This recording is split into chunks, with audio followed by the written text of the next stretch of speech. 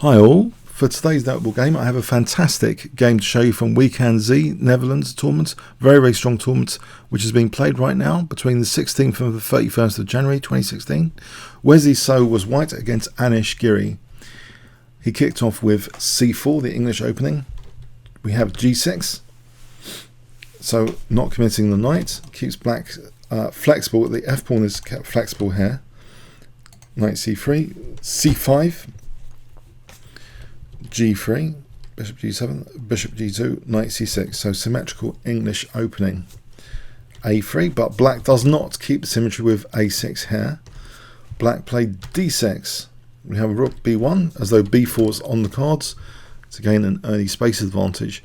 Decentralizing the knight is often quite a fun option for white, or maybe even just taking there to increase the preponderance of centre pawns.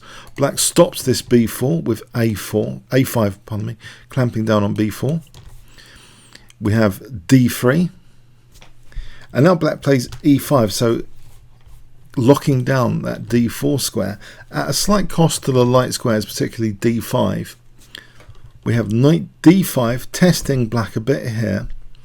If black plays a routine move, Knight GE7, English players make note of this. This is quite interesting. Bishop G5 might actually be quite interesting for white. For example, if castles now, Knight F6 check to block that F pawn. And here it's actually interesting to play H4. On H6, for example, not H5, this would actually be losing for white. After HG check, black has Bishop H6, and black is winning there, winning material. Can't ever risk king, but no, but the idea is pretty good still.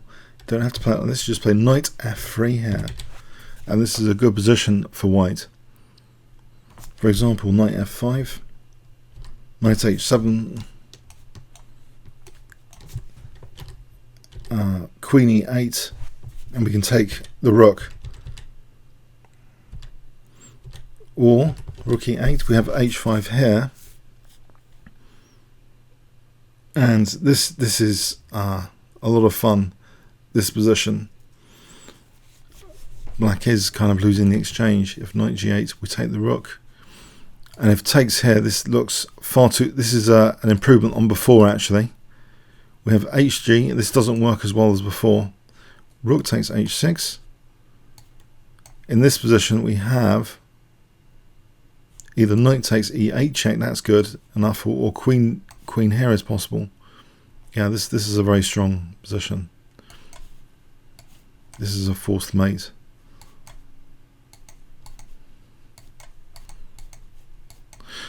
So yeah, there's some interesting variations from this position, which all seem to favour basically white. If HG here, then even better than Knight takes F8. This is actually better for black, this position, because the bishop takes.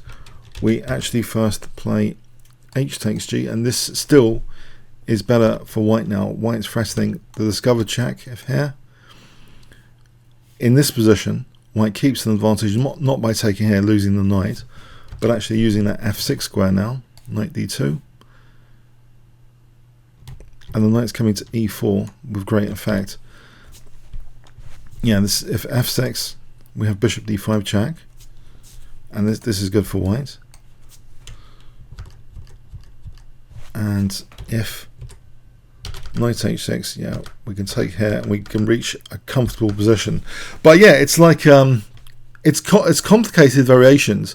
I just wanted to demonstrate, just from a theoretical perspective, Knight GE7. Instead we get this Knight CE7, and Wesley So just retreated back his knight, so it's a bit of a testing move from black. What does white do? This might be the best response. It keeps a grip on the B5 break at all times as well, the knight on C3. Both of these squares are important to try and control. Knight C6 again. Now Wesley varies. E4. A bare grip on the D5 square. Botvinnik system. Note also the B5 needs to be kept under control sometimes. If you put a knight on D5 too quickly and black can arrange B5, that can sometimes be an advantage to black. So both these squares are kept under lock and key for the moment. knight ge7, knight ge2. Yes, and it's fairly symmetrical here. The only slight difference is this pawn is here and this pawn's here, which means black has weakened b5, but white has not got a corresponding weakness on b4. White can also prepare b4, so white's got a tiny advantage in this symmetry, otherwise symmetrical position. Now bishop d7 was played here. Perhaps rook b8 is the right move from a theoretical perspective. It's the most played move in Livebook. I mean, the key idea, you wait for knight d5, and it's a kind of weakness of the last move. Then you can play b5 with some energy, and this position should be okay for black. This kind of position, because at least black's got some piece activity to show as a kind of trump card here. But we see an unusual move here, bishop d7. Okay, but white's not compelled to play knight d5 anyway. White plays actually bishop d2 for the moment. He doesn't want to go to e3 because he wants the option perhaps to take with the knight. If any knight d4, he can take with the knight. If the bishop went here, then knight d4, we can't take with the knight because of the fork. So bishop d2 keeps an option open for knight takes d4, as well as the bishop may be useful for b4 later, h6. And then we see this, in fact, white is not tempted just because there wasn't a rook b8 to play knight d5 here. So this is actually quite interesting from a positional perspective. That knight d5, you might think for b4, is a kind of stereotypical routine you might use here, especially in the absence of rook b8. Let's just check this out actually. Knight d5. Yeah, b5 is just not sound. We can just take this and even take here. There's a loose piece on e7. No. But maybe knight takes d5, then knight e7. And black may be aiming for b5 now. So this would force matters. This position, it will be difficult for white to show any trump card here in the position. But what we get instead, this is really prophylaxis and bear hugging type moves, which I find quite fascinating actually. Knight b5 is used, completely blocking the possibility of b5 for the moment. With d5 under control, b5 is definitely kept under lock and key. And now, after bishop e6 is played, knight ec3. So again, black is deprived of any breaks or any exchanges on d5 for the moment. And black plays b6, weakening a bit more the light squares. And it's here that knight d5 is played under these circumstances. Very interesting particular circumstances here that it's played. Okay, Giri cannot take with the knight because obviously he'll suffer a fork of two minor pieces. And white is actually threatening things like this, forking the rook and the bishop to get that light square bishop. If we can get the light square bishop as white, then bishop h3 later is going to be nice, for example. So this is a little bit tricky with both knights now on the 5th and black's pawn breaks carefully kept under lock and key. And a very surprising decision from black. Maybe this is the first kind of major positional concession. Let's just check what the engines say here, because black actually played bishop takes d5, which is surprising, giving up the light square bishop. This was the game continuation. Alternatives, maybe knight a7. If this one, knight takes here, I know it's giving up the light square bishop, but at least white's got some double pawns here. There might be some interesting other issues in the position. It's interesting what was played. Yeah, knight a7 might be a move. That's mentioned by engines anyway. Knight d4. Maybe the concern was something like this. But here, bishop takes d5. And this will be fine for black. There's no major concessions there. It's just very, very interesting, this concession, this apparent, quite major concession of the light square bishop here. Because remember, black's got pawns on dark squares, so he has got corresponding light square weaknesses. We see not e takes d5, c takes d5, knight a7, and the knight goes back here. So these knights look quite passive. Yes, b5 does seem to be enabled now. Black plays actually f5. And now a very, very interesting idea indeed, based on the light square bishop and possibilities. And like this pawn in the past was attempt to be restricted, this pawn now with h4 is like restricted, but also giving us space for the bishop on h3 for this diagonal. It's a cute idea. f4 is played, which seems to be playing a bit into White's hands. White's got the bishop pair, especially the light square bishop. You think is going to be a monster on these light squares. Bishop h3. And it's intriguing. It's really quite intriguing, this position, because it looks as though Black's pieces are pretty passive. Anish Giri is 2798 though. He's got passive looking pieces. Is there a method to this apparent madness? Or has Wesley So just positionally outplayed him? Black does get in b5, but now Wesley So can force a concession. This structure is not so stable. It's dangerous to try and reinforce f4 with g5 because of this h-pawn taking and the check and things like queen h5. We see knight e2 encouraging Black for g5, but it will be hopeless to play g5 surely because of bishop e6 check. So Black doesn't really want to take on g3 either. There will just be no counterplay here on f takes g. This looks like a position which is pretty dead for Black, with White just having a clear advantage. Black tries f3. Interestingly, there's a tactical idea in this position, king h7, a very tactical idea based on king safety. G takes f4, knight takes d5. This doesn't quite work to try and get the queen over here. For example, like this. It's not so convincing.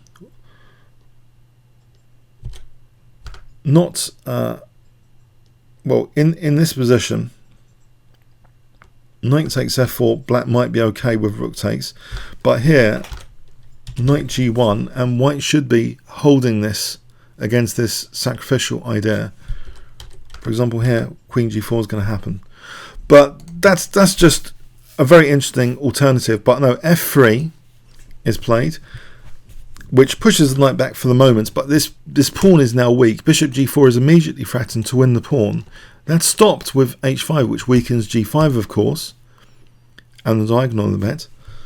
Knight b3 hitting a5 now. You can see on both sides of the board, this is an interesting play on both sides of the board. a4, encouraging Black for a4, knight a1. But this knight is again rerouting, perhaps powerfully, either to e3, but more useful if White wants to get that pawn to e1 later, just to hit f3. And a kind of desperate looking move, b4 here. Double pawn sack, just both the a pawn and the b pawn basically. White takes on b4, leaving the weak b pawn, and then wins the a pawn free of charge, it seems. Except Black does get a tempo to get a knight to d4. Knight ac6 hitting the queen. Is this dangerous to get a knight to d4? Knight c2 just challenging that centre knight. Not sure knight e2 check is actually doing anything here of use for Black. Black actually ended up playing knight takes c2. Let's have a quick check here on knight e2 check. There's no real follow-up for Black. Black's pieces seem a bit too passive. And what will happen basically, knight e1, and then we're going to play knight takes f3, and this knight's kind of loose. So yeah, Black just took on c2 as a pawn down, and not only that, White controls the c file, so there's potential infiltration coming up via the c file. White's king is pretty safe. These pieces look very passive. It does look as though Black has been positionally murdered. Rook b8 is played. Rook fc1, just emphasizing the c file and infiltrations on c7. That stopped for the moment. Queen b3 emphasizing the b pawn weakness. White can take time surrounding this b pawn. King h8. white is already a pawn up, but it's going to be 2 pawns up, it seems. Yep, 2 pawns up now. There snaps the b pawn off, but black is trying to do something constructive with his pieces.